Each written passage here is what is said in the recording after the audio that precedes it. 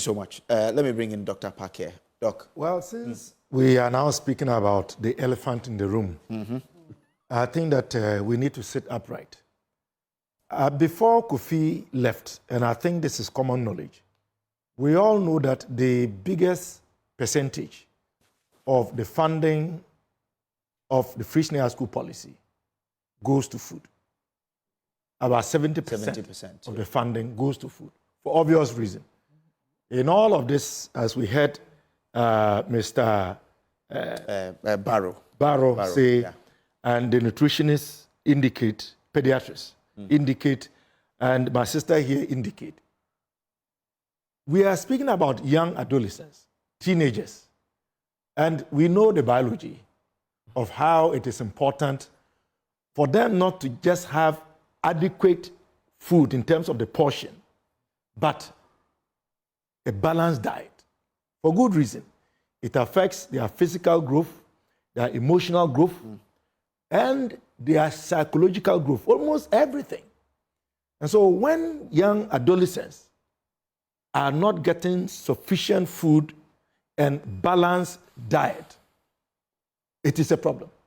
I also have a son who is in first year.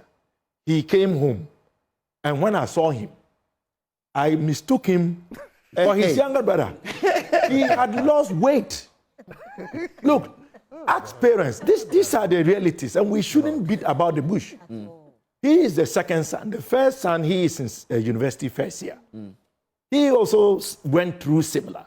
But clearly, the conditions seem to have deteriorated in terms of the quality of the food and the quantity of the food. And there's documented evidence to show, even if we can deny what I am saying because I'm a politician, parents would bear me out. This is why parents have had to develop all kinds of means and strategies.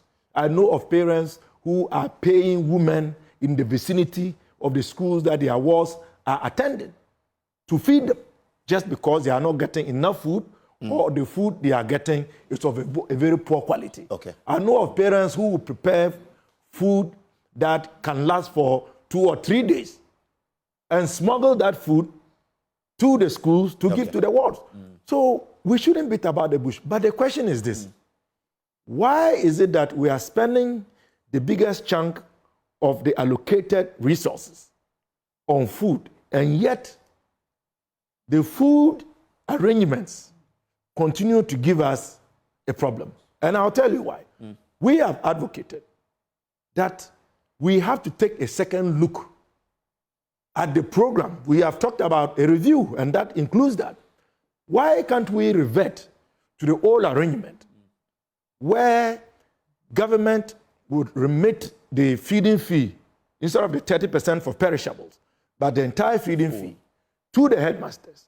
Let them find their own suppliers. Let them sit down with their bearers, their matrons, the dining hall prefect, the dining hall master. They draw their menu, and within the catchment area, they can find suppliers to supply them food. Sure.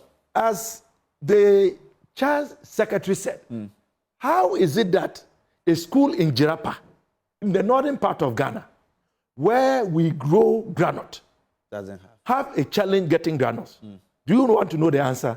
It's because Buffer Stock Food Company is in Accra, and they are giving contracts to people who do not know the geographic locations of Jirapa. And the suppliers are supplying what they can get when they can get, without any systemic way of ensuring that there is a proper way of doing things. And that is just one of the reasons why we cannot continue with this firefighting.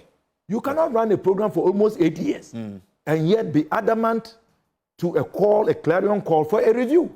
Let's all sit around the table. Bring in the parents, bring in the teachers, bring in stakeholders. Let's jaw. Let's look at where the program is doing well. I'll come to you for you to give me what you think the solutions should be. Very well, because, this is one of the solutions. Yes. So we can't continue doing it the same way and expect different answers. All right. It must change. I hear. Thank you.